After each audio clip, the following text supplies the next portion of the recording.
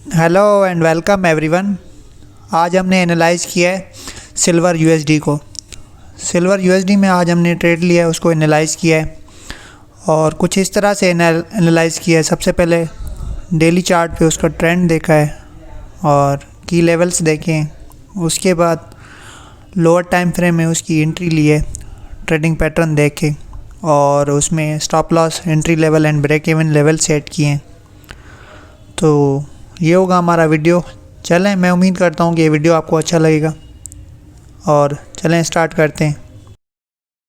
Silver USD को हम analyse करने वाले हैं आज अपने ट्रेड में और सिल्वर यूएसडी में मार्केट का ट्रेंड देखेंगे सबसे पहले डेली चार्ट में। और डेली चार्ट में कुछ इस तरह से है।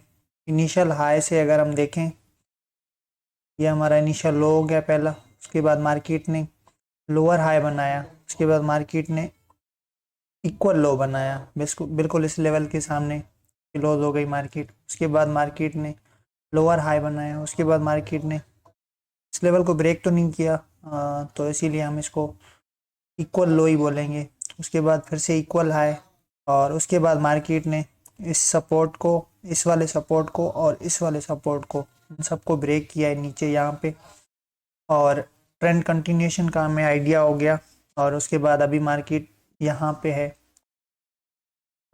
अब एक चीज़ का हमें आइडिया हो गया कि मार्केट का जो ट्रेंड है वो ओवरऑल बिल्कुल बेरिश है और इस वक्त हम एक की लेवल पे हैं। की लेवल बनाते हैं, सबसे पहले सपोर्ट और रेजिस्टेंस जो होते हैं वो बनाने की कोशिश करते हैं। ये हमारा सपोर्ट है सबसे पहला, ये वाला एरिया पहला सपोर्ट हो गया। उसके बाद ये हमारा रेजिस्टेंस एरिया है और इसके बाद ये दूसरा रेजिस्टेंस है हमारा, ये वाला एरिया। इससे हम दूर हैं इस वक्त और इस वक्त हम इस लेवल पे हैं और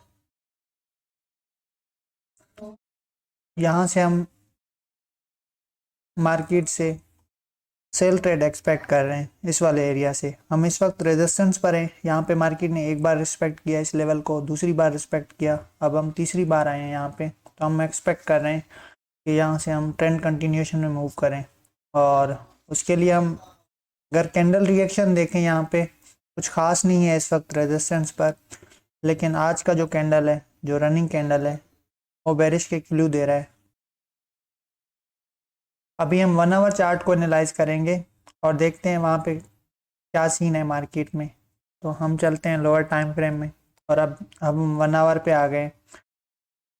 डेली चार्ट पे हमें आइडिया हो गया था कि मार्केट का जो ट्रेंड था ओवरऑल वो बेरिश था और इस वक्त हम रेजिस्टेंस पर हैं मार्केट के।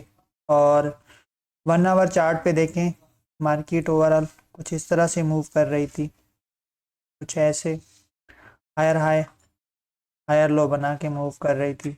लेकिन जब हम इस रेजिस्टेंस को पहुंचे तो मार्केट ने हायर लो बनाया, उसके बाद मार्केट ने हायर हाई नहीं बनाया। तो मार्केट जो डायरेक्शन में जिसमें मूव कर रही थी उसमें उसने डायरेक्शन अपना चेंज किया। उसके बाद मार्केट ने इस तरह से मूव किया।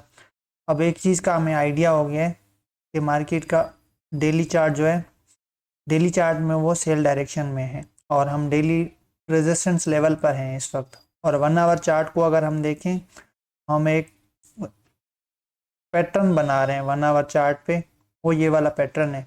ये हमारा डबल टॉप पैटर्न बना हुआ है, ये फर्स्ट टॉप है, ये वाला सेकंड टॉप है। इसको रिमूव करके माइनर लेवल बनाते हैं, उसमें बेहतर समझ आएगा। कुछ इस तरह से ये हमारा पहला टॉप, उसके बाद मार्केट ने ये नेकलाइन एरिया बनाया, उसके बाद ये सेकंड टॉप बनाया मार्केट ने, उसके बाद ये ब्रेकआउट हुआ है। ये हमारा ब्रेकआउट हुआ है लंदन सेशन के मिड फेस में और उसके बाद ब्रेकआउट हुआ है हमारा मार्केट का। तो यहाँ पे क्लोज हुए हैं और उसके बाद मार्केट ने रिटेस्ट करने की कोशिश की है, लेकिन नेकलाइन को अभी तक हिट नहीं किया हमने। और अब इस ट्रेड को हम लेने वाले हैं कुछ इस तरह से। यहाँ से हमारी एंट्री होगी इस मार्केट में और इस मार्केट में हमारी जो स्टॉप लॉस लेवल है वो ये वाली लेवल होगी 23-25। हम इसको 23-30 तक कर देते हैं, हाँ कुछ इस तरह से। और टारगेट जो होगा वो ये वाला एरिया होगा हमारा, ये जो नियरेस्ट सपोर्ट है। और इसको ज़्यादा क्लियर कर दें कुछ इस तरह से, ऐसे हमारा ट्रेड होगा। और इस ट्रेड में ब्रेक इवन लेवल भी सेट कर देते हैं ताकि समझने में आसानी हो कि मार्केट, अगर सबसे पहले मैं ब्रेक इवन एरिया बना दूं, वो ये वाला एरिया होगा। यहाँ से अगर मार्केट, ये वाली मार्केट अगर कुछ इस तरह से मूव करके यहाँ नीचे क्लोज हो जाए, तो हम अपना स्टॉप लॉस जो है उसको हम अपना एंट्री लेवल पे लेके आएंगे ताकि ट्रेड को रिस्क फ्री कर दें।